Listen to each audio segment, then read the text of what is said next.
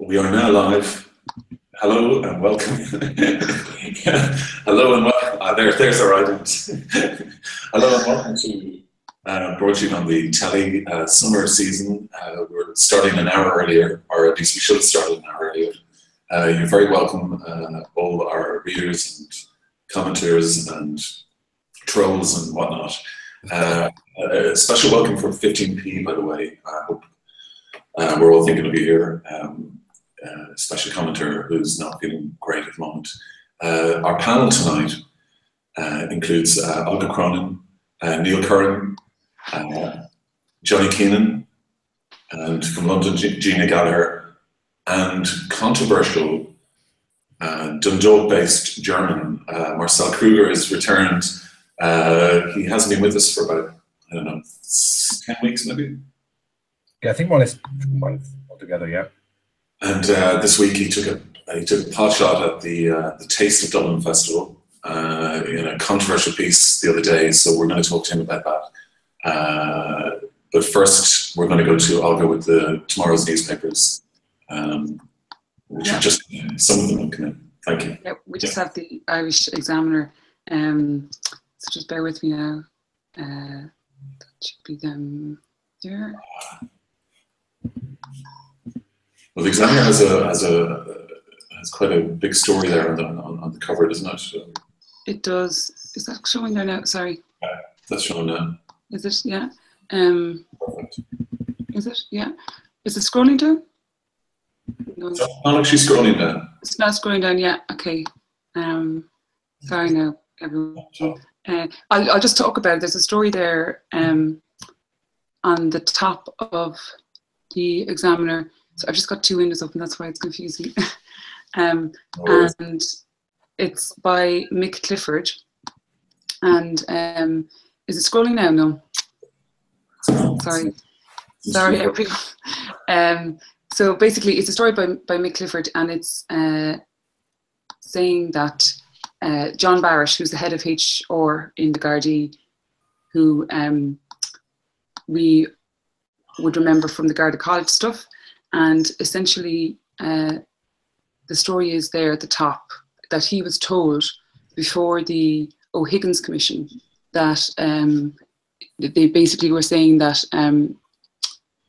the tribute, so he was told that there was going to be an attempt to target Sergeant Martin McCabe at that commission.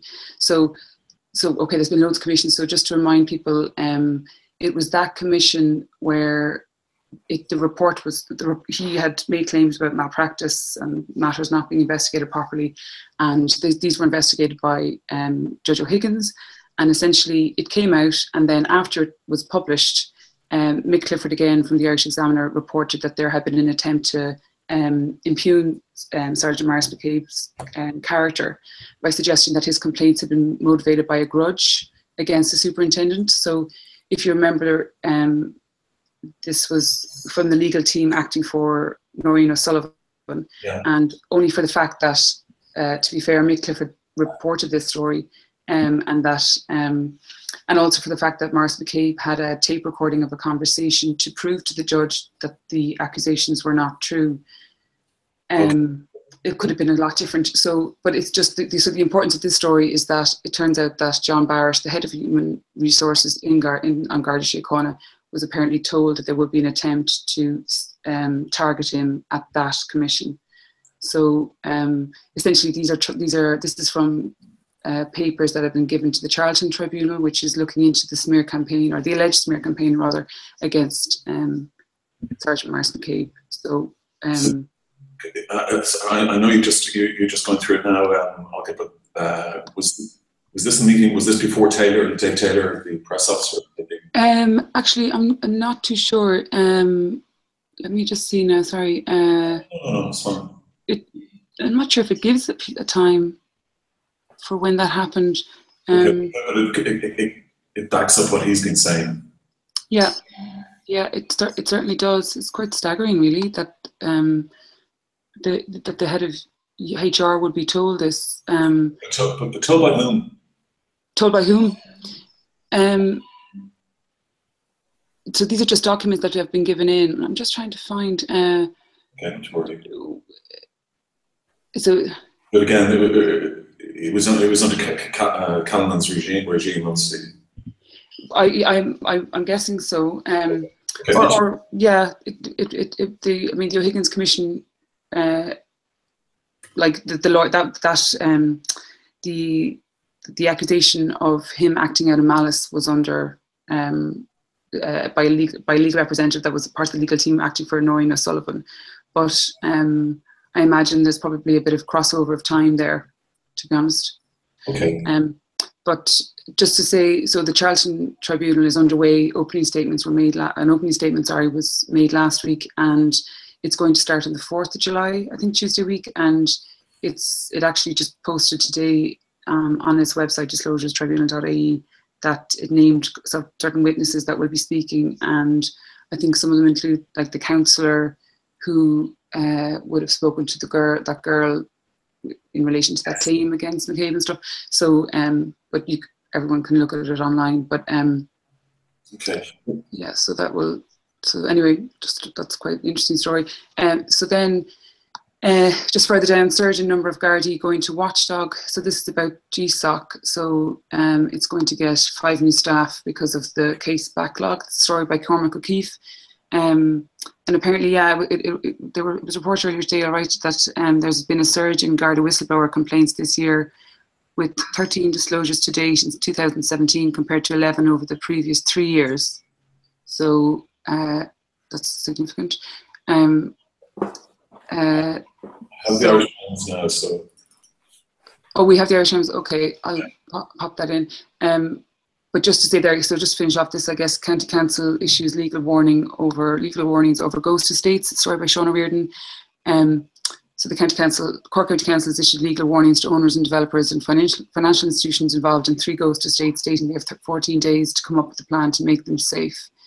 So there's that, and then there's a story on the far right. Brexit deal must give North its own status. The government has declared that it's demanding special status for the North after Brexit. Foreign Affairs Minister Simon Coveney, who met EU chief Brexit negotiator Michel Barnier during the week, said an unprecedented political situation is needed to keep the status quo and an effectively invisible frontier. Okay, I'll just add the Irish Times there if you guys. Sure. Oh, you put it up? Yeah, if you just refresh your page. Okay. Technology. Fascinating. Okay. Oh, it's not there. Is it under? No. If you just refresh it now, I think it'll be there. It should be there. Okay. Sorry, these papers come in. It's a bit late, and we're.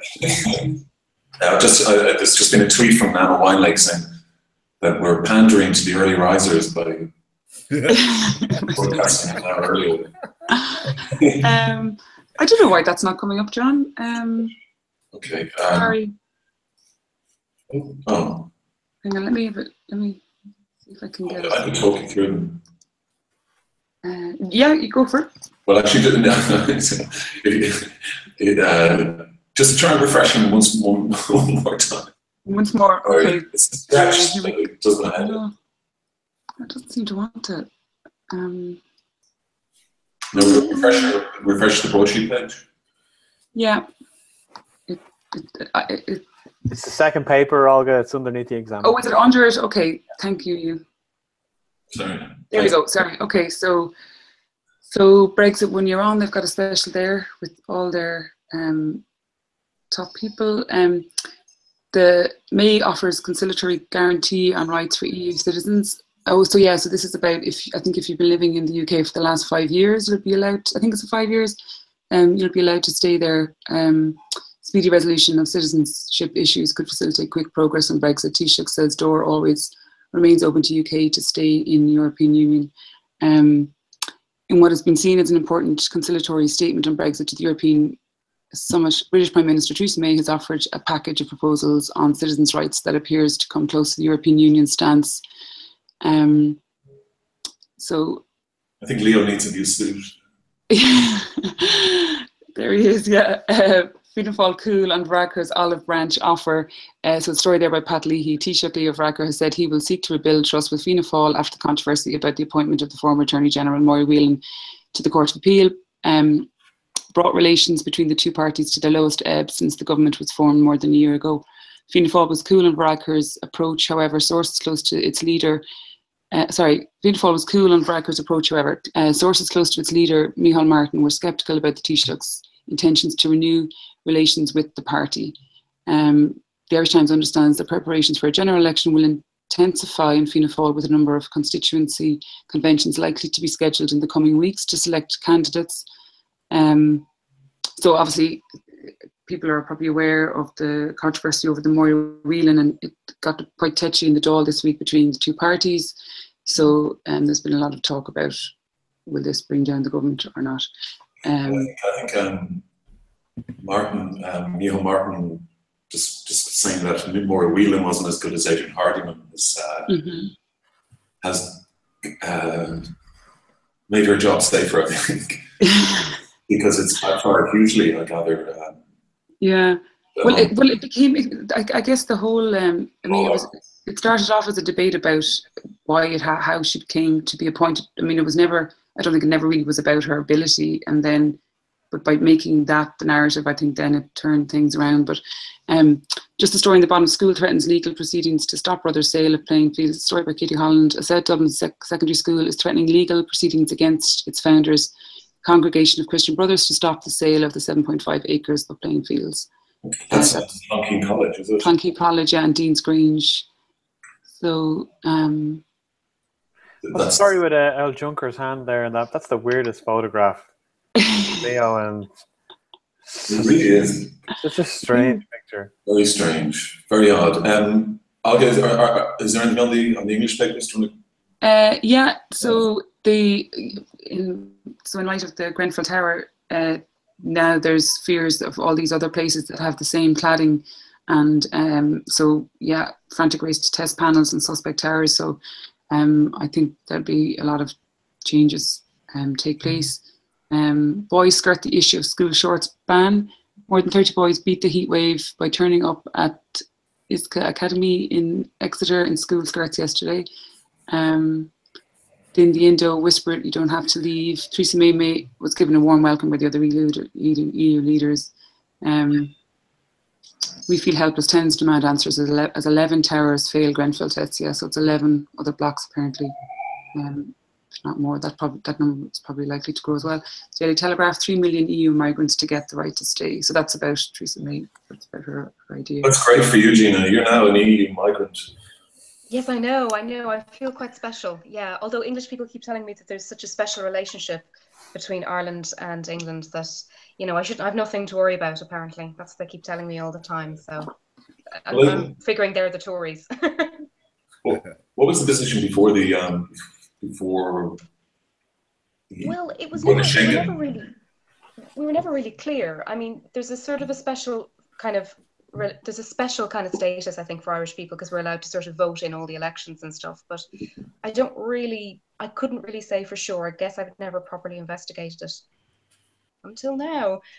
So yay, thank goodness that Theresa May might let me stay. But yeah, I don't think anybody's really clear, to be honest, still. I mean, there's still kind of proposals, so fingers crossed it'll all go to plan.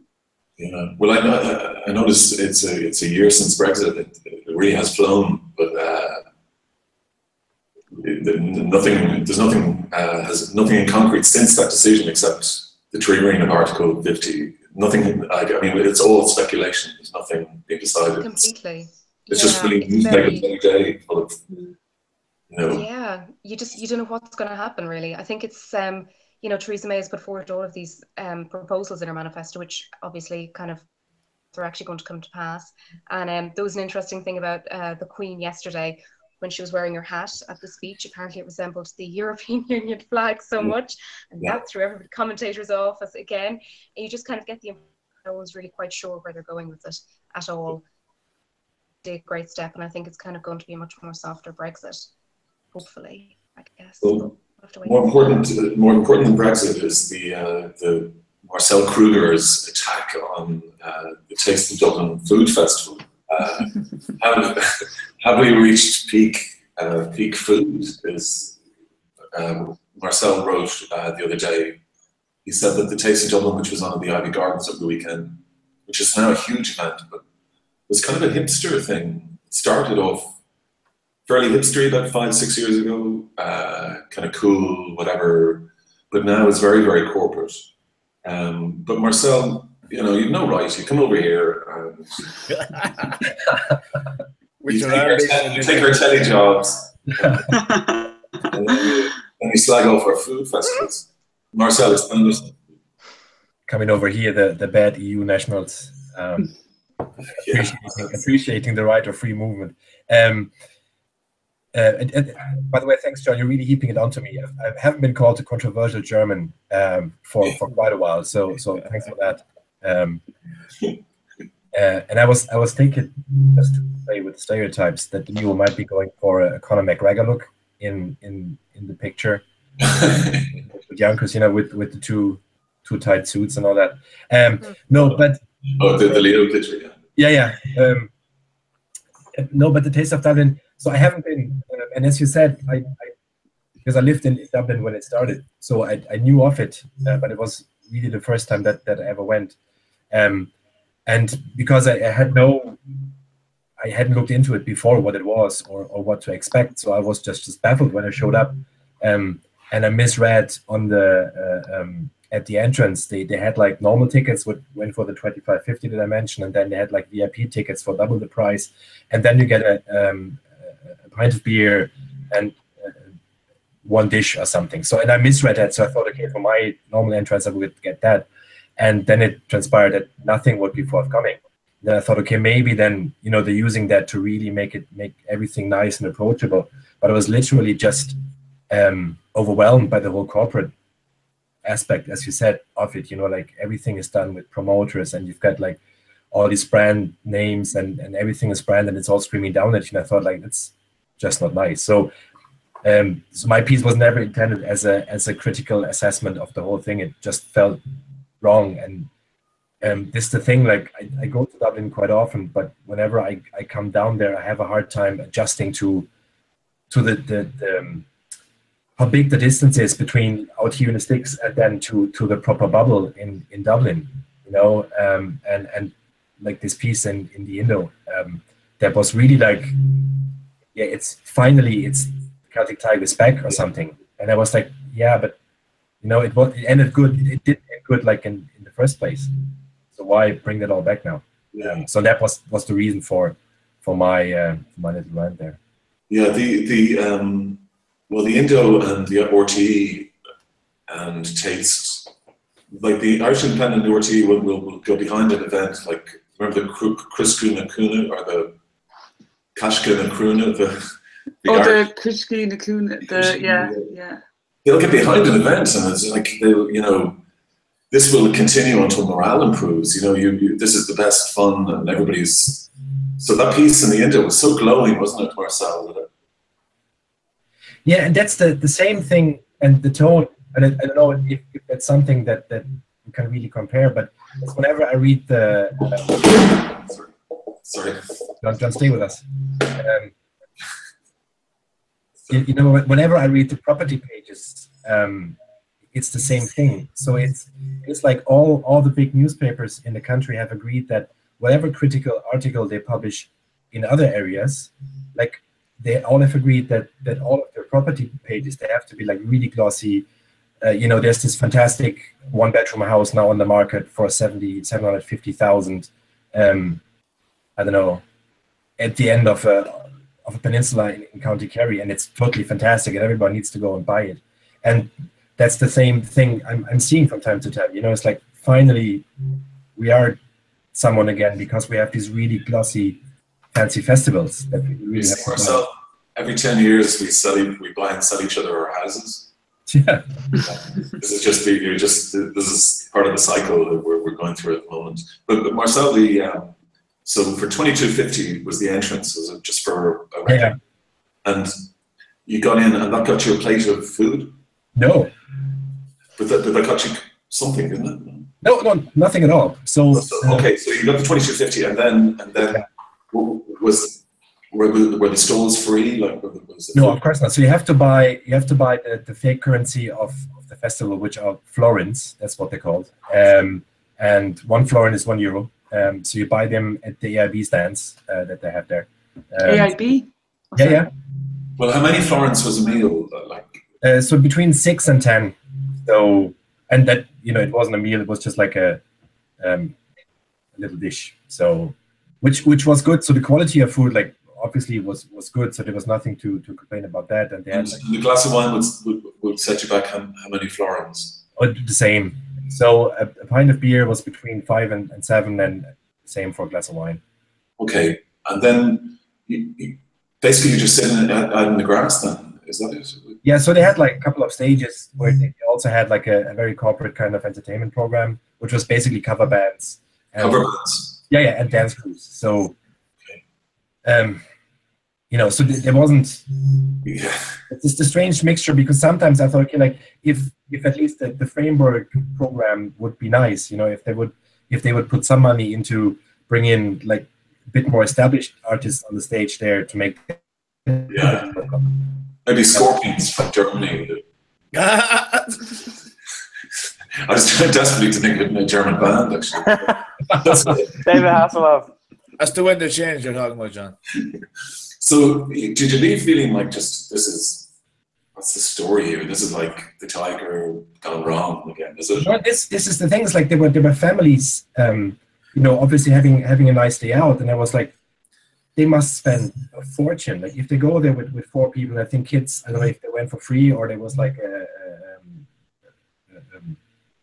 the entrance fee was less. But even if you could just go with your wife and 2 kids, and you not buy them one dish, you buy them ice cream and so on. These people must have spent a fortune, like just that one day. Well, the champagne was 100 florins, wasn't it? Yeah, easy. 100 florins, yeah. I mean, who's got those kind of florins? Yeah, and the people in Dublin. Neil, you've been to the Taste, haven't you? No, I haven't been, but I don't really see what Marcel's problem is. I think it's quite reasonable to pay €22 so you don't have to sit in the field with scangers trying to eat your gourmet hot dog while some fellas are drinking cans behind you. I'd say that probably was part of the reason why they had the price. It is scandalous, but. But do you see what Marcel is saying, that like we're back to VIP enclosures and Oh yeah, but look, sure. How busy was it, Marcel? It was packed. People will pay the price. People will pay whatever you're willing to charge. So it's a business venture after all. It seems a pity that something that seemed kind of almost organically started up, and it was kind of like, I don't know, food stock or something, kind of like a little bit indie. But now we do seem to have that habit though in Ireland. Like, remember the Web Summit? It began modestly and then just became this global straddling whatever. But you see these kind of food stall markets doing the rounds in Dublin. I know there was the controversy over the one on the Baggot Street Bridge. I'm pretty sure when they started they were organic farmers markets, but now they're just like food trucks that do kebabs and fish and chips and stuff like that. But it feels pretty posh because you're buying from a stall. But this is 2017 Ireland, huh? I think, what did you say? It's 2017 Ireland. It's all happening in Dublin. You don't get any of that nonsense up in Dundalk, Marcel, do you? No, you don't. But Johnny, does this concern you? The food porn and yeah, I like food. It's a daily staple of substance that we need in order to survive. Yes, I'm all for that kind of thing, John. Well, I just remember like going up to the zoo and being from the country, we bring our own sandwiches, and it always kind of works out. It's more of a ritual now among the GAA fraternity. But the idea, they have one in Kilkenny, a Taste of Kilkenny in October. I think they have one in Kinsale. It's the new fad, but it seems to be going on for a while. But the thing is, these businesses come into this square area, like in the park at Ivy Gardens, for example, and they have to pay X amount to have their stall out. So to capitalising on it for charge 22 quid in, I suppose that kind of says that it is, as Neil said, you know, people don't want to be eating next to people that they might usually eat. They don't want to be going to Abracadabra, basically. And Marcel missed out on one thing there. Like, you know, we get the sun very rarely, so that has to be capitalized on as well. You know, so once it's a sunny day, you know, you're going to pay top euro to eat your burger out. And there's a word there that people have overlooked. Artisan is the new word for quite expensive. Yeah. So if it's artisan, it mightn't be as good as what you get in Aldi and Lidl. And thanks a million for that, Marcel. That's where my staple diet comes from. Only for the Germans, I wouldn't be able to eat. So 22 euros wouldn't be within my budget. But, you know, if there's a market there for it, I definitely wouldn't be going to it. I will be going to the Ivy Gardens and I'll be paying 22. What I'm paying, I think it's 35 to see Damien Dempsey on the 21st of July. Plug. Not that he needs it, but that's the only time I go into Ivy Gardens. And there's a comedy festival there as well. But to go into a park and eat food, I'd rather just make my sandwich and go into any. There's loads of parks around Dublin, so it's kind of ludicrous. If people have that money to spend, fair play to them. But, what about if what Neil calls the scangers were there? I mean. Well, I don't know about that word. I wouldn't use it, but I know what he means. It's a stereotype, and yeah. But I know exactly what Neil was saying. It's in jest, and that's the way the actual people. You know, that's the divide. You know, people will they know right well. Okay, it's like, you know, organizing a gig. You know,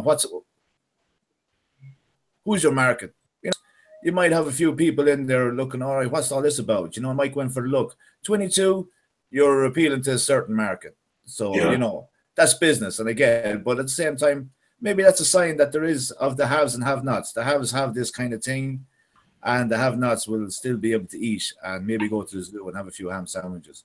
I prefer to be in the zoo with the ham sandwiches. Yeah, Marcel, you said that you pointed out that the Ivy Gardens have been given to the state by, I guess, Lord Ivy. Yeah, so actually it was a gift. Wikipedia tells me it was a gift to the Irish nation. So. Yeah, you know, damn it! It should be free for all of us to go to taste. Well, was it at Phoenix Park? It was. Well, yeah, it was in Dublin Castle. It started in Dublin Castle, I think. But I think Marcel, your point was that there was no craft brewers really. There wasn't a kind of farmers market feel behind there, was there? Yeah, so there was an area where you had like little independents, and literally they had like the size of their stand. There was like a meter or so. So there were a couple of craft brewers who squeezed in like a tap in there, or like there was an olive oil producer and so on. So there was that area, but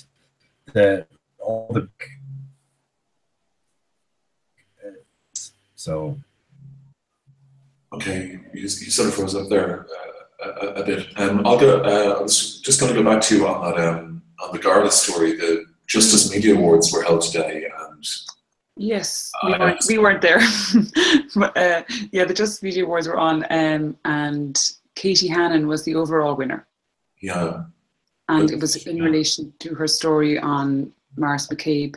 Because if you guys remember, she did so if you remember, Brendan Howland was in the Dáil, and he brought it up about Maurice McCabe and the smear about abuse.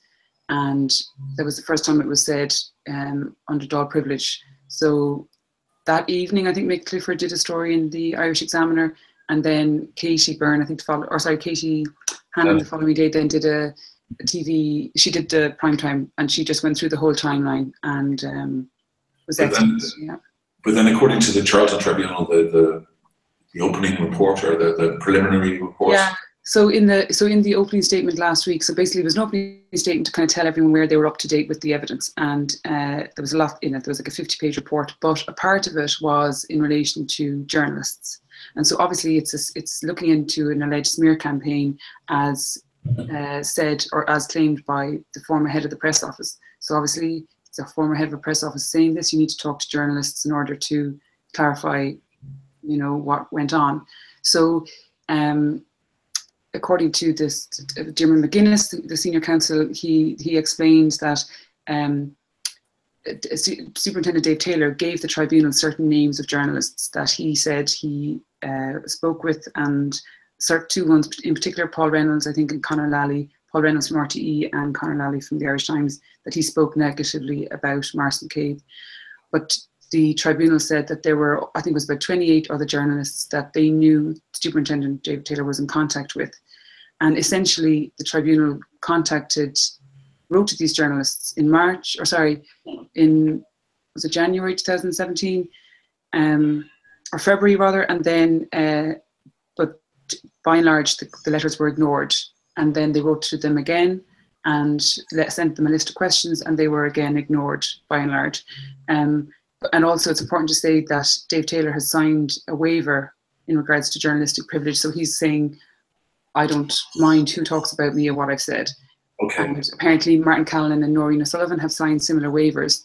So the question is, well, why are these people being reluctant, or why are journalists being reluctant? So, and it could be for many reasons, but sorry. Yeah, sorry.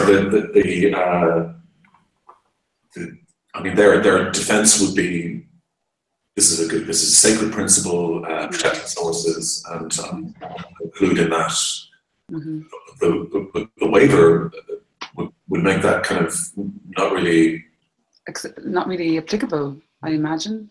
And also, like, I guess, you know, I guess like this is just people will argue, but I think the allegations are so serious, and the people who are saying they made them, and the people who are claimed to have started them, if they're waiving the privilege, then I think it's really it's the responsibility of the journalists to come forward. And look, maybe they will, you know, maybe this is just the beginning.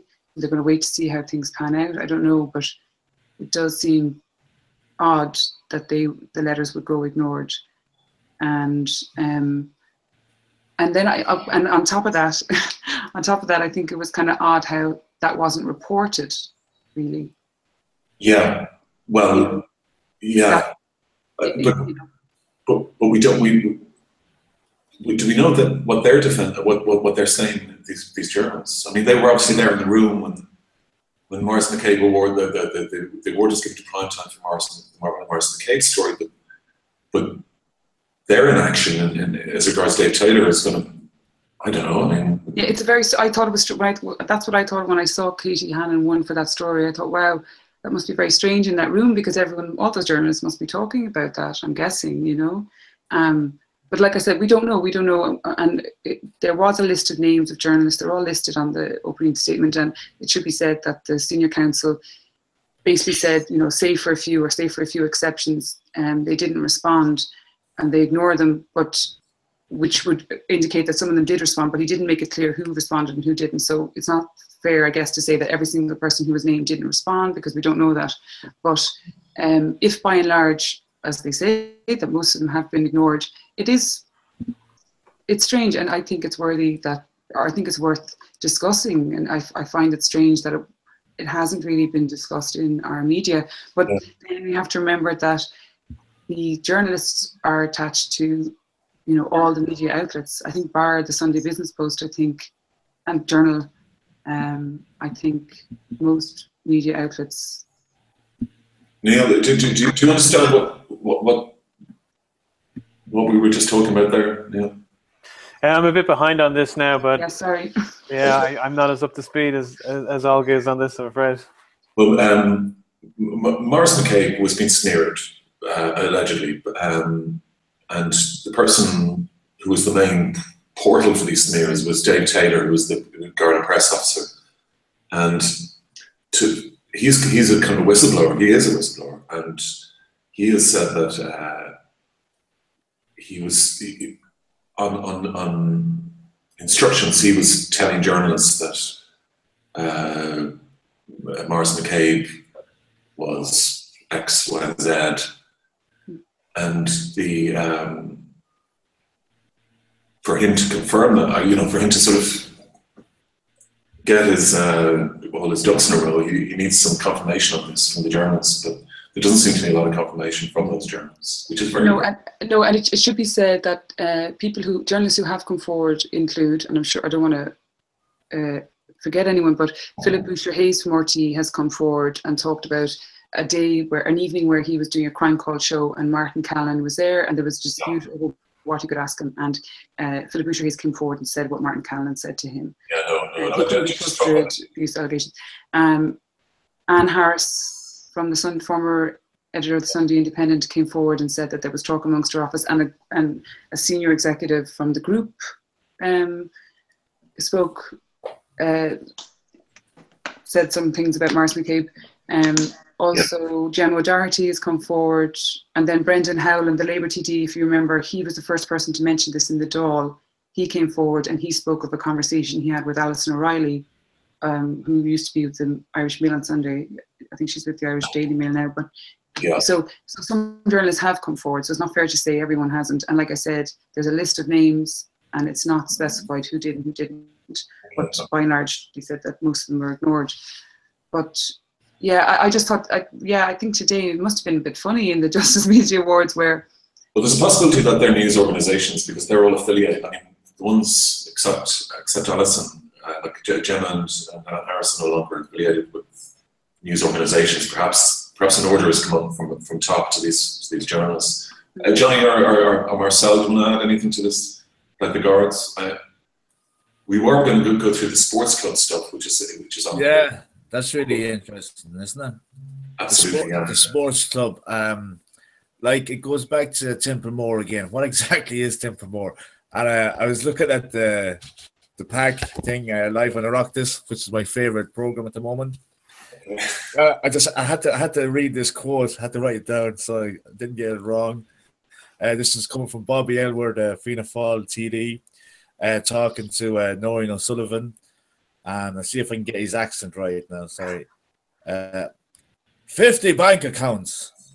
Smurfits worldwide haven't so many, and they're a big multinational business. How could you have 50 accounts in Templemore? The mafia wouldn't do it as good.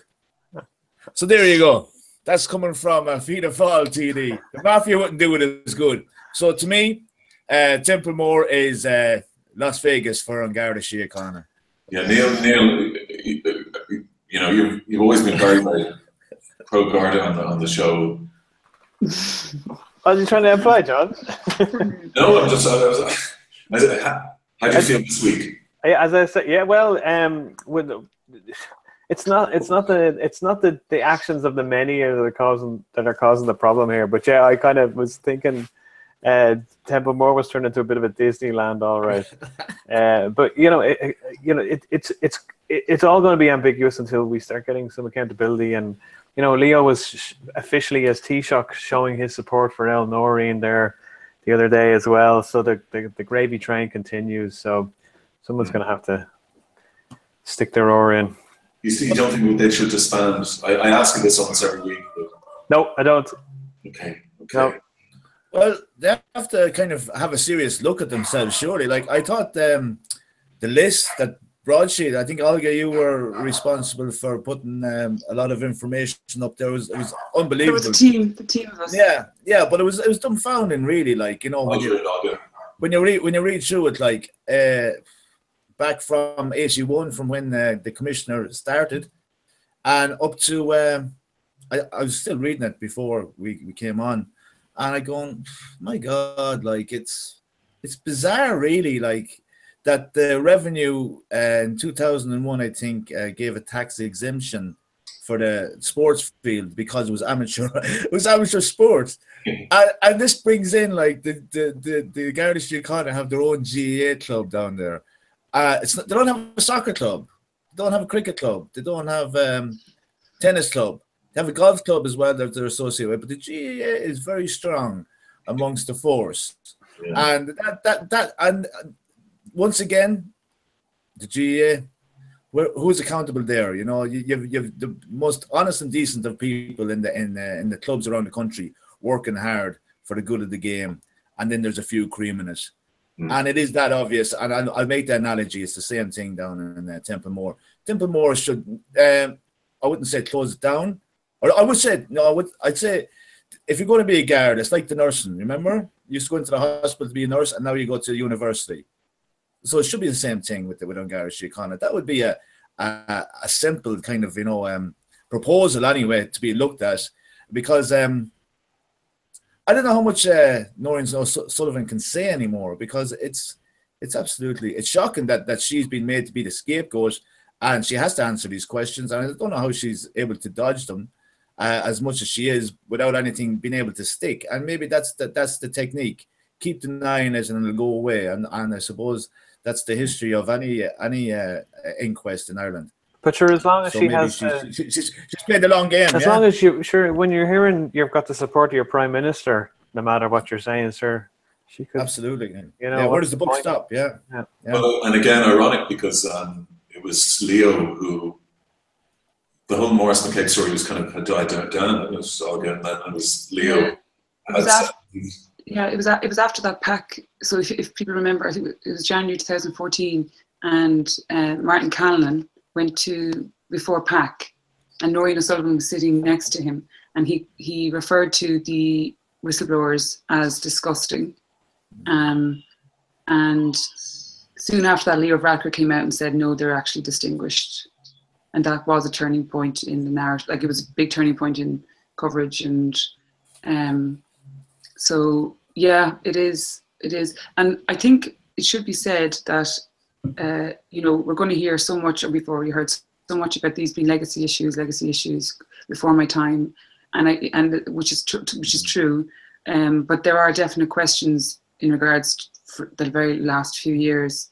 Like Niall Kelly, the head of audit, has made it clear in his opening statement on the 14th of January how he was obstructed in his efforts to investigate during 3 periods, and one of them was very, very recently. So, and also, so she was in PAC on Tuesday, and on Monday, sorry, I know I don't want to be boring everyone, or confusing everyone, but basically, so there's one of the matters that they're looking at or examining is the placement of EU funds into, or allegedly EU funds into a bank account that's in the control, or what's controlled by a senior Garda officer from Dublin. And anyway, this has been looked at, and Niall Kelly, who is the head of audit, who's been looking into all of this, he verbally briefed Noreen O'Sullivan about this on Friday. And so, because essentially, just to tell everyone, obviously it's quite serious if EU funding isn't going to be where it's supposed to be going, which is supposed to be going for training. So he verbally briefed her on Friday, and she said, well, I want to report by Monday. So the written report was given to her on Monday, and then she referred it to GSOC. So basically she came into PAC on Tuesday, and she was hindered in what she could say. So a lot of people were kind of going, well, what about, but this is a retired guard, so what's the story? So yeah, so it's our understanding, and we've been told that, it's very, very unusual for GSOC to investigate retired guards. So, it was quite convenient that this was pushed to GSOC, and then that was the line, look, this is what GSOC, and they're investigating, so this can't be looked at. But what will come of that GSOC investigation remains to be seen. So, and I guess, sorry, Jim. No, they're just on that point there. They're immune from questioning the retired Gardaí. No, it's not that they're immune, but if you look at the legislation, it's that the GSOC is there to look into allegations of misconduct or whatever against members of a Garda Síochána. So essentially, if you're retired, what can GSOC do? Like, they can't reduce your pay, they can't cut your rank or reduce your rank. Yeah. So that's kind of the argument, that what could GSOC do to look into this? So I think my understanding is that they can look into it and just say, just send it back to the guards, because it's like, if this is a criminal matter or something like that. But so stop your credit union loan. They own a credit union as well, don't they? So there is a credit union, St. Raphael's Credit Union, and there's also question marks over possibly funds going from, let's say, the EU funds going into the Garda College, the restaurant account, and then going into a bank account, and then going into another bank account into the credit union. And the credit union is the directors of the credit union. And this is not to say we don't know, we can't say anything's gone wrong or anything, but the credit unions, it is largely run by guards, so serving and retired. So the Raphaels. St. Raphael's, yeah.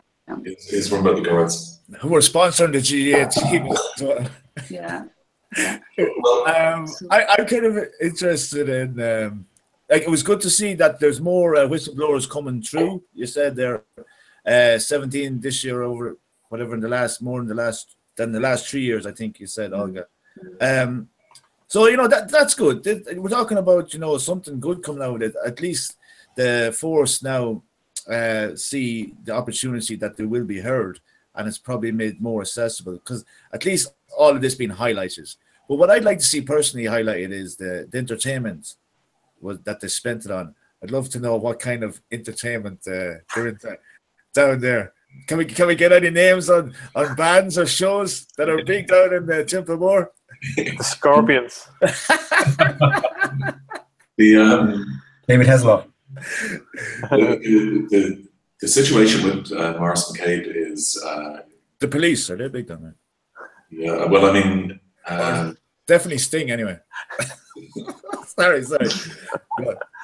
Actually, just want to move on to Gina. The last time we spoke, you had just voted for Corbyn that evening, and Theresa May lost her majority, probably thanks in part to your thanks, Gina. Your vote. Yeah, no worries. But single-handedly, yeah. It seems it's only 2 weeks ago, and it seems like such a lot has happened. Yeah, it's kind of like, it's like really one of those sort of episodes of EastEnders that's just that kind of storyline that's kind of gone on way too long, and we're all kind of sick of it. Yeah. So like, it was all kind of exciting at the time, and I think we're all a little bit like, oh God, what's going to happen next really with it? Yeah, I mean, and particularly like, who just thought? Yeah, with the Grenfell fire, it seems to have polarized things even more than over in Britain. It has actually, yeah. Like, I mean, I think one of the things even Theresa May today, again, she went back to kind of talk to people. She just cannot put a foot right. I almost kind of feel sorry for her because, you know, she goes to see people and she just visits the firefighters, and then, you know, the Grenfell people, residents, feel that she should have spoken to them and she didn't. And then Jeremy Corbyn comes along and he's just like, you know, there's this lovely moment where he's just such a man of the people. It's just so polarizing to see it. It's just so, it's really, I almost feel sorry for Theresa May. I think she cannot put a foot right in this situation. And even, you know, she had a really interesting speech today in the Commons, and she was talking about how so many other places have the also have this combustible material. She was obviously trying, they've put everybody up in these really fancy kind of posh apartment block really nearby, so that she's doing her best to sort of try and kind of make a good of the situation. She's apologized, and again she went out today to the residents, and they still booed her. So I think, you know, it's become such a topic, it's become such a politicized topic, and, you know, which is kind of a shame really, because I think it's sort of, you'll end up kind of seeing, I think, a lot more things coming out of the fire than, you know, we won't just be thinking about the people who've passed away, 79 people, my goodness, you know, it's going to turn into so much more of a political football, you know, which who knows where it's going to go, and who knows whose agenda is going to take it some other way, you know. But yeah, it's quite interesting. It's hard to tell what's going to next. It could go, I mean, Jeremy is just, he's just doing such a great PR job with it, you know. He really is. And it was I think it was Labour had just swung the Kensington seat there. So of course, you know, she made her maiden speech today, and it was very much kind of speaking about the polarisation in Kensington, poverty, and it's just typified so much more by this. And she was on the MP was on the management committee of the Tower, wasn't she? She's been on. Didn't know that. Yeah, I think she was on it. She certainly had been on it for those kind of years. I must say the Grenfell thing and Manchester and London Bridge, there's so many anomalies with it. You just don't know really what's going on. I mean, the Grenfell thing, there's a number of conspiracy theories, but, you know, the ultimate one is that the building was empty. That this is really psychological operation of vast and widespread. But because I noticed on the Kensington website that the building was set for demolition in 2014. Yeah, I mean, I don't want to go there because it is a very strange area, but have a look online. Gosh, it was 2 hours, wasn't it? was 2 hours before they got in to set the hoses up. There was a woman who had a video evidence on her phone, and she was talking to BBC about it, and she said that she was one of the people shouting to get in, or to let people out, and they wouldn't let people out, according to this woman who had and she said it was about 2 hours, which was a little bit ridiculous in relation to the time that it should have been. I don't know. There was a guy interviewed. I don't know if you remember. He was a guy with dreadlocks, a guy called Peaky. He was interviewed, and he was saying that, he was speaking very kind of in a patois, and a very very London street kind of guy, and saying that, there might be, this might have been deliberately set, fired, somebody's deliberately done this. Anyway, it works out that this guy's went to Charterhouse, which is about 40 grand a term. What? And why he was living in a council block is not fully explained. So there's a lot of odd things about it. I mean, really. I mean, I've done a lot. There's probably a lot more to it than really meets the eye, and it's such. I walked past near it today, and I saw it was the first time I'd seen it, and it's such a scar on the horizon. It's such a visceral reminder of what's happened. It's quite sort of, it's really sort of polarized people. It's really a lot of people, even I think Marcel, you mentioned this earlier, that there was a lot of kind of bad feeling on Twitter from people who'd sort of felt like, oh, now they've got a fancy flat in Kensington, and it's really sort of, it's a story that's turning and twisting in so many ways more than we expect. But don't you feel that we're all being played? I mean, I just feel that this is they're dividing us further. A fire like that should bring everybody together, genuinely. Well, it's Carrick Mines. It's the same example as Carrick Mines, John. They didn't want to help the people who lost their homes, and then when they were moved down the road, no anywhere but our backyard. So it's like with everything. Yeah. It's the haves and have-nots. Oh, I'm sorry for you, but don't be coming down there in my neighborhood. Yeah. Exactly. It goes back to the food festival. Yeah, we'll have our food festival here where we don't have to look at people of a lower social class than us. Or it's just ridiculous. It's classism, I suppose, and no one gives a shit about the poor. The Tories don't care about them. Our own Tory doesn't care about them, because they don't vote really. But this is the rise of the socialism, and I started it last week. And I'm not on a soapbox or on a stage, but there needs to be a change, and that's exactly what people like New Labour old Labour, going back old school Labour. And the point would have been that if the Blairites in Labour had got behind Corbyn 2 weeks ago, he would be Prime Minister now. And that's the problem. But and now, and the momentum is that England and Britain and Ireland, it's really up in the air in relation to who holds the purse strings and where the money is spent. And everything we're talking about tonight, and everything we've been talking about for the last how long, it all comes back to where is the money and who gets it, and it's the misappropriation of funds the whole time. But people are entitled to the basics, John. Once people start getting basics, I think you made a good point there, and it goes back to this sort of the taste of Dublin thing, as you say. The city should have a blend of rich, poor, and everything, but in London they seem to just want certain enclaves to be very rich. Right. A bit like the taste of Dublin. They don't really want, as Neil would say, scanners. I wouldn't particularly say scanners, whatever.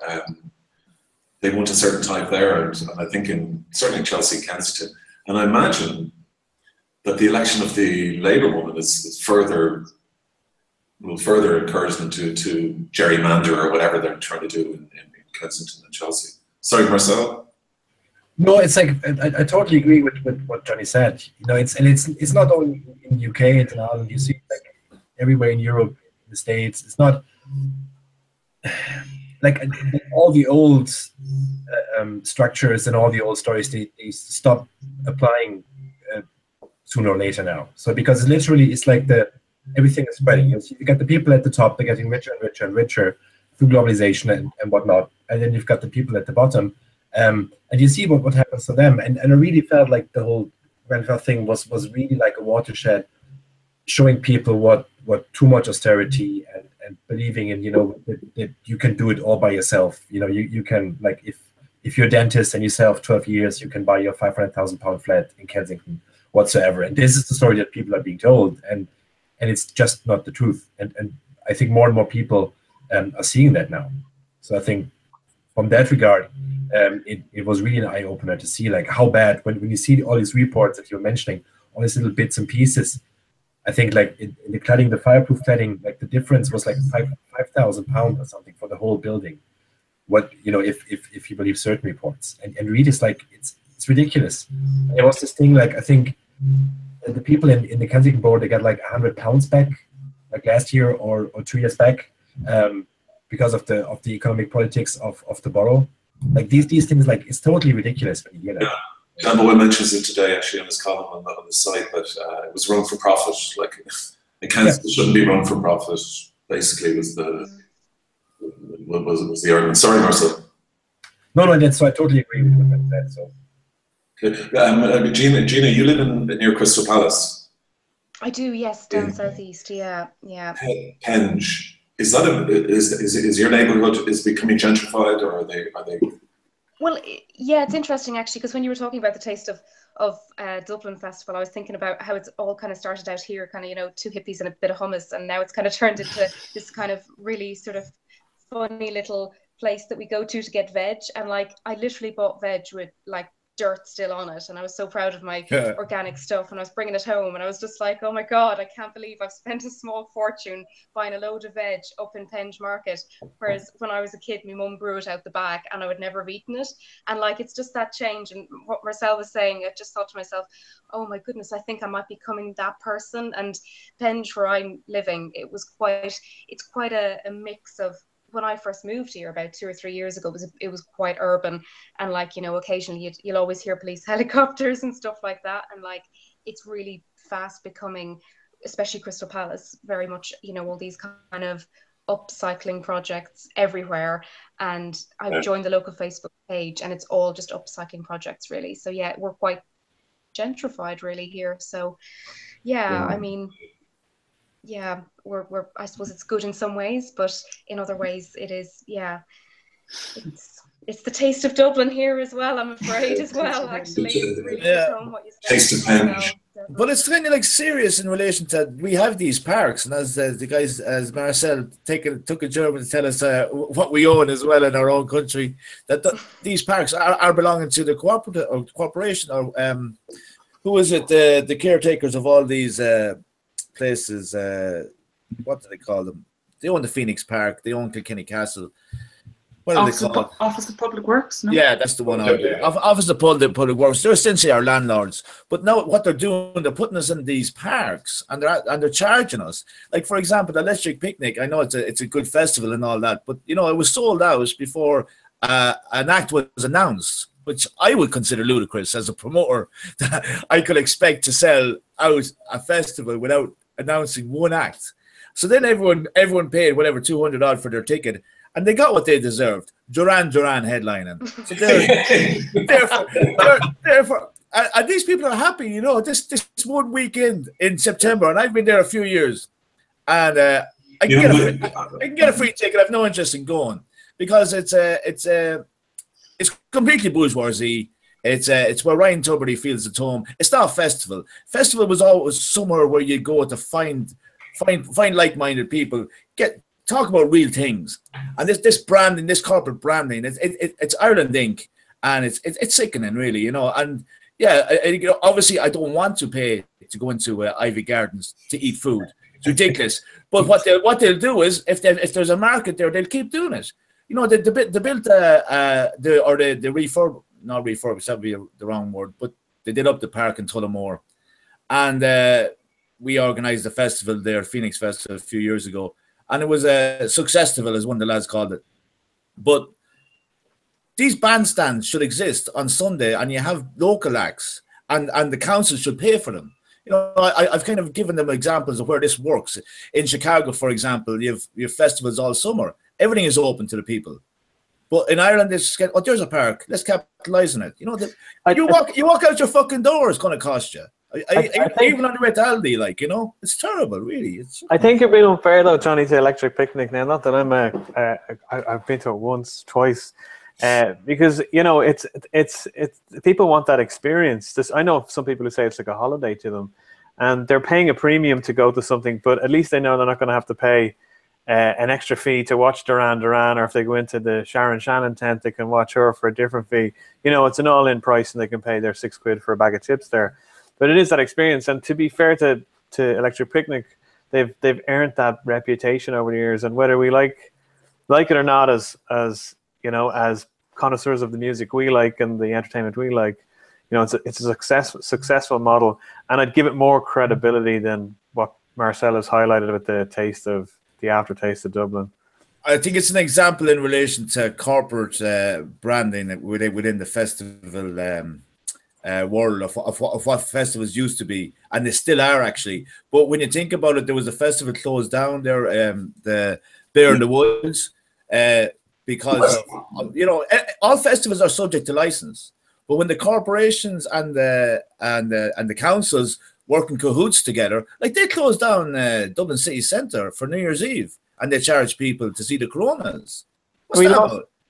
Is that more about it? Like, why doesn't taxes correspond in relation to you pay your taxes, so we're going to give you a festival for free? It's not for free; you actually pay for taxes, but there's always added money, added expense everywhere. Where is this tax coming back in relation to what we pay for? Do we have to pay for everything constantly? Is there nothing there for talk about community building, for example? Why don't you bring the communities together? The parks are there. You know, it's come on, man. Like I'm not knocking Electric Picnic, Neil. I'm just giving that as an example. No, I know, but there's canalophobia. We should they do free events, and that's. I don't know if you're familiar with that one, Johnny. That canalophobia. They do free music and comedy events and Canalophonic, yeah. And I think most of the events for that are free. Yeah, it is Dublin. It's around the kind of south the Grand Canal. Yeah, well, see, Dublin is the place. It has the population. So the idea of me talking to Tullamore County Council about something groovy and interesting in the Midlands and bringing people in, nah, give it to the GA. Thank it. I agree, though. I agree. There's arts are looked after in this country. Yeah. Well, Duran, who else? Who else? Scorpions, no. We'll all bring our ham sandwiches if the Scorpions are playing. I'll bring it up. Although the hipsters, we might have some kale and avocado in our sandwich. What do you reckon, Telly? Yeah. Well, I had an original hipster in this country. No one wants to go see him. John Sinclair, check him out. The hipsters. Talk about the beatnik. The summer of love is still going on, lads. If you want to join in. Well, I see them there on the canal there on Portobello. I just want to say congratulations to the Ireland cricket test team.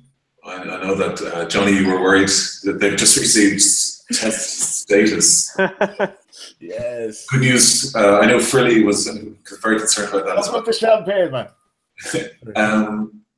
This is the first edition of the Broadsheet on the summer season. I'm John Composter. Thank you so much for joining us. From Olga Cronin, Neil Curran, Marcel Kruger, Johnny Keenan, and Gina Geyer in London. Thank you very much for being on our panel. Thanks to all the readers, commenters, Frilly, you name it, all you guys. Thank you so much. And we hope to see you on the site tomorrow and see you next Thursday at 10:45. Okay. Thank you. Awkward pause then.